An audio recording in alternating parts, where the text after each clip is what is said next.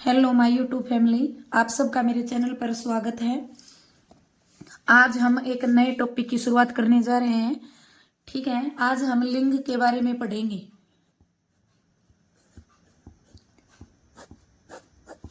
ठीक है, किसके बारे में पढ़ेंगे?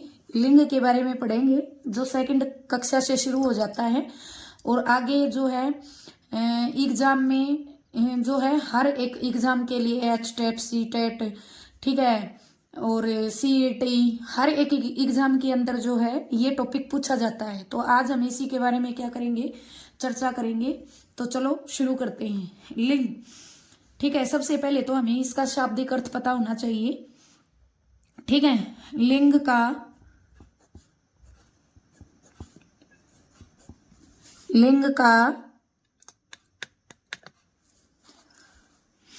शाब्दिक लिंग का शाब्दिक अर्थ होता है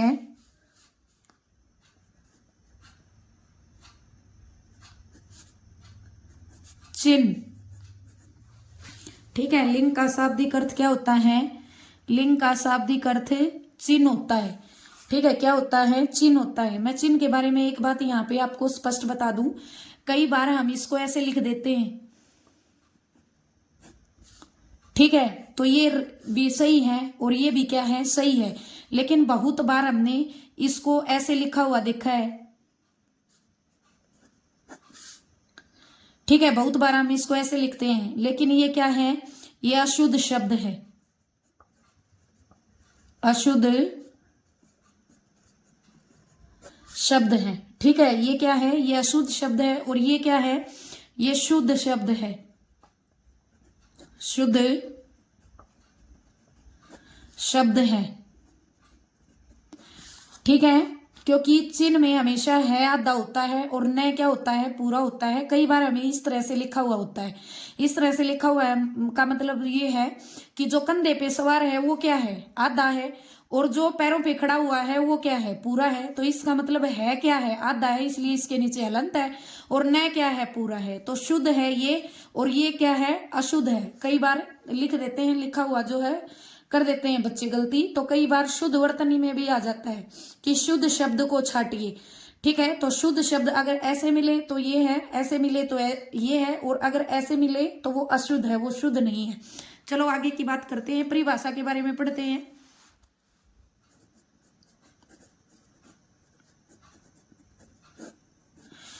ठीक है, क्या कह रहा है कि शब्द के जिस रूप से, शब्द के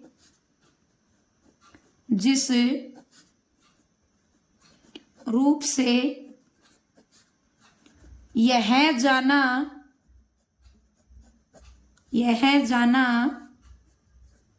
जाए कि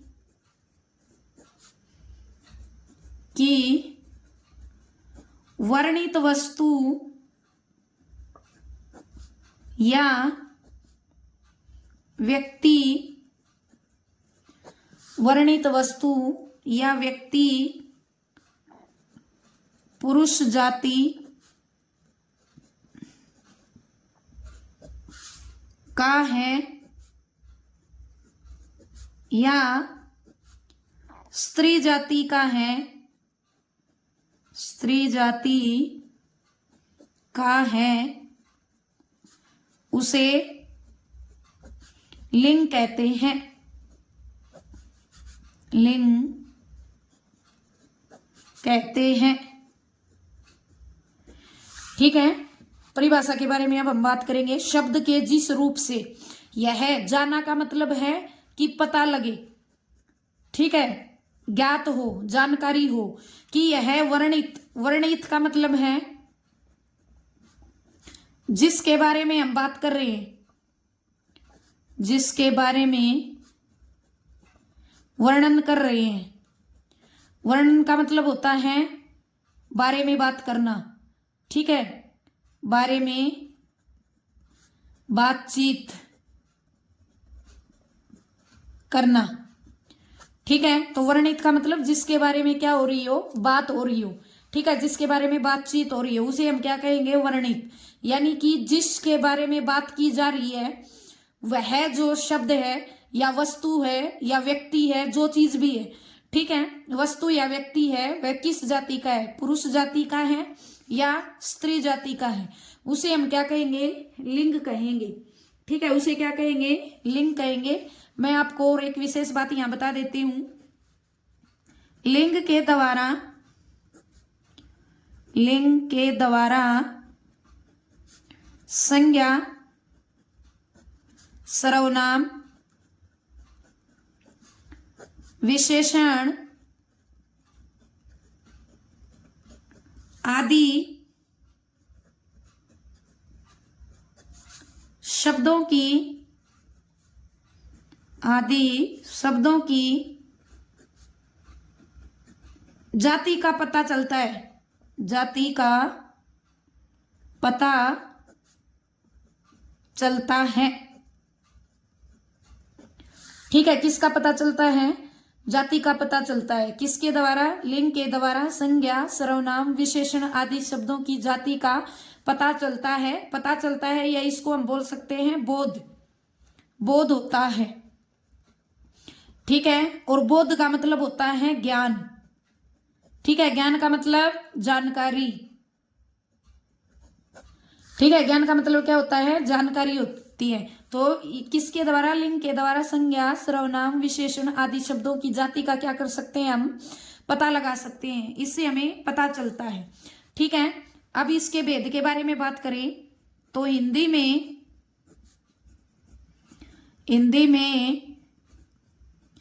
लिंग के दो भेद होते हैं।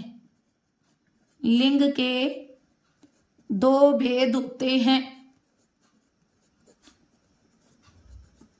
ठीक है, कितने भेद होते हैं, दो भेद होते हैं। कितने बताएं, दो। वो दो भेद कौन कौन से हैं। ठीक है, नंबर 1 स्त्रीलिंग। नंबर 1 कौन सा है, नंबर 1 स्त्रीलिंग, और नंबर 2 पुल्लिंग।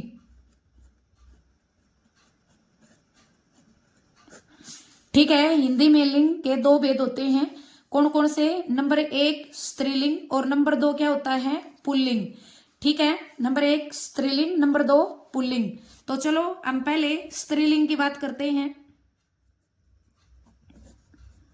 नंबर 1 स्त्रीलिंग। ठीक है, अब शब्द से ही परिभाषा का पता चल रहा है। स्त्री मतलब स्त्री का, और लिंग मतलब चिन्ह। ठीक है, लिंग का अर्थ क्या होता है, चिन्ह होता है। तो देखिए परिभाषा के बारे में बात करेंगे तो संज्ञा के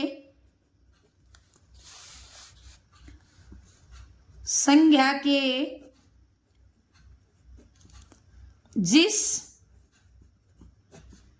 चिन्ह, संज्ञा के जिस चिन्ह से स्त्री जाति का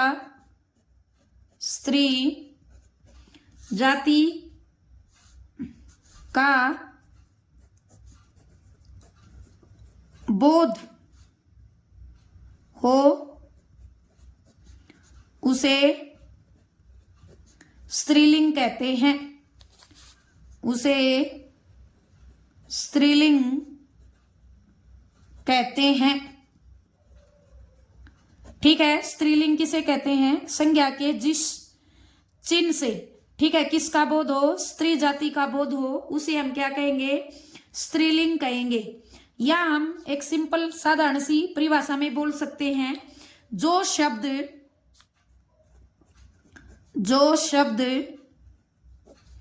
स्त्री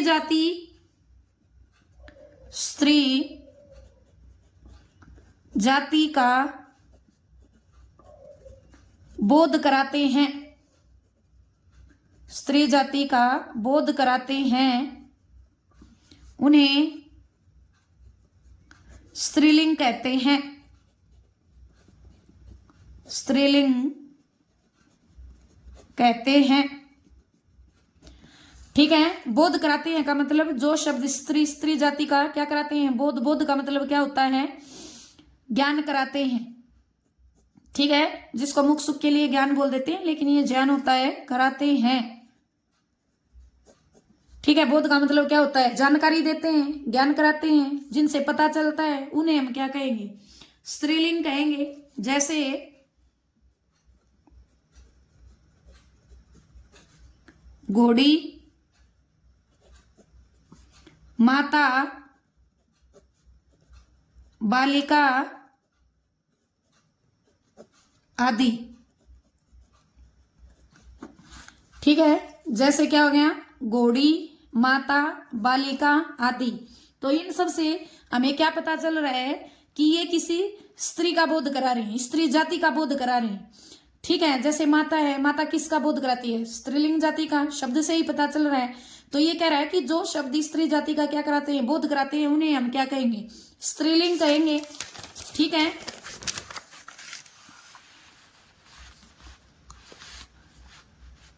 फिर है पुल्लिंग।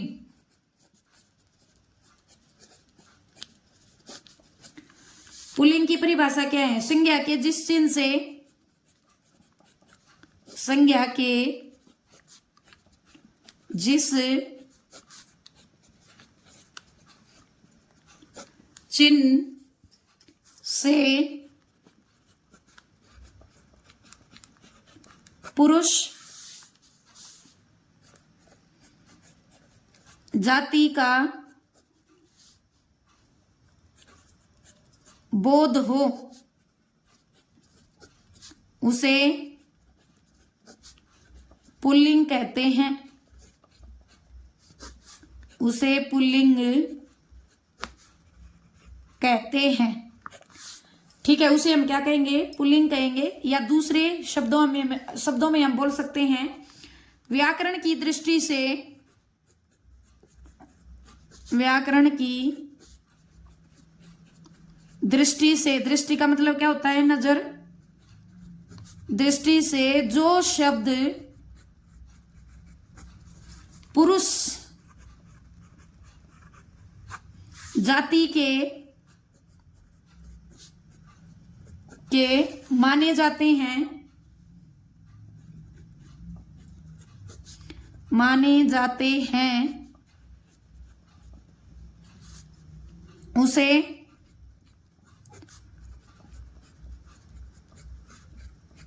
पुल्लिंग कहते हैं, कहते हैं। या बिल्कुल सिंपल लैंग्वेज में बात करें तो आप कर सकते हैं, पुरुष जाति का बोध कराने वाले शब्दों को, पुरुष जाति का बोध कराने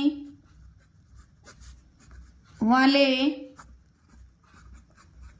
शब्द क्या कहलाते हैं। ठीक है, क्या कहलाते हैं, पुल्लिंग कहलाते हैं, पुल्लिंग कहलाते हैं। मैंने तीनों तरह से आपके सामने जो है वो इसकी परिभाषा रख दी है। जो भी आपको ठीक है अच्छी लगे, सही लगे, तो वो आप इनमें से लिख सकते हैं। ठीक है, पढ़ सकते हैं। अब क्या कह रहा है, ये तो थी स्त्रीलिंग और पुल्लिंग, बिल्कुल एक जो है साधारण सी बात में, जो हम सेकंड क्लास से पढ़ते हुए आते हैं। ठीक है, दूसरी कक्षा से पढ़ते हैं और पढ़ते पढ़ते 10वीं कक्षा तक चले जाते हैं। ठीक है, उसके बाद पेपर में भी आती है, तो हम कुछ शब्दों का तो पता लगा लेते हैं कि ये पुल्लिंग है, लेकिन कुछ शब्द क्या हो जाते हैं, रह जाते हैं, जिनका हम पता नहीं लगा पाते कि ये पुल्लिंग है या स्त्रीलिंग है। तो मैं उस पहचान के बारे में भी बात करूंगी, लेकिन उससे पहले मैं आपको बता दूं, हिंदी में लिंग का निर्धारण किया जाता है। हिंदी में लिंग निर्धारण किया गया है। ठीक है,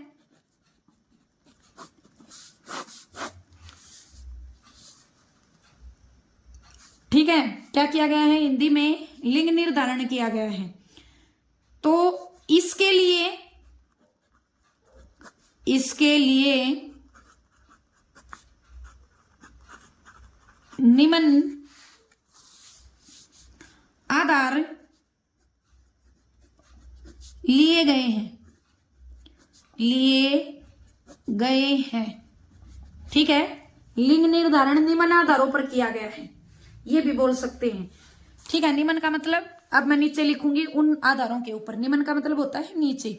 तो हिंदी में जो लिंग निर्धारण किया गया है ना, वो किन किन के आधार पर किया गया है? नंबर 1, रूप के आधार पर, रूप के आधार पर। ठीक है, नंबर 2, प्रयोग के आधार पर, प्रयोग के आधार पर। और नंबर 3, अर्थ के आधार पर, अर्थ के आधार पर। बहुत बार एचटेट में भी पूछा जाता है, बाकी परीक्षा देते हैं उनके अंदर भी पूछ लिया जाता है कि हिंदी में लिंग का निर्धारण कितने आधारों पर किया गया है। तो वहां हम क्या सोचते हैं कि 2 ही होते हैं लिंग के। तो भेद कौन कौन से होते हैं? एक स्त्रीलिंग होता है, एक पुल्लिंग होता है। लेकिन मैं ये बता रही हूं कि वो भेद की बात नहीं करता, किसकी बात करता है? लिंग निर्धारण की बात। तो लिंग निर्धारण कितने आधार पे किया गया है? 3 आधार पे, 3 आधारों पर। ठीक है, लिंग का निर्धारण कितने आधारों पर किया गया है? 3 के आधार पर। पहला कौन सा है? रूप के आधार पर। दूसरा कौन सा है? प्रयोग के आधार पर। और तीसरा कौन सा है? अर्थ के आधार पर। ठीक है, किसके आधार पर? अर्थ के आधार पर। कल हम रूप के आधार पर, प्रयोग के आधार पर और अर्थ के आधार पर लिंग निर्धारण, लिंग के जो शब्द हैं पुल्लिंग के हैं या स्त्रीलिंग के हैं, इसके विषय के बारे में चर्चा करेंगे। आज के लिए इतना ही। अगर मेरी वीडियो आपको अच्छी लगी हो तो इसे लाइक करें, शेयर करें, सब्सक्राइब करें। धन्यवाद।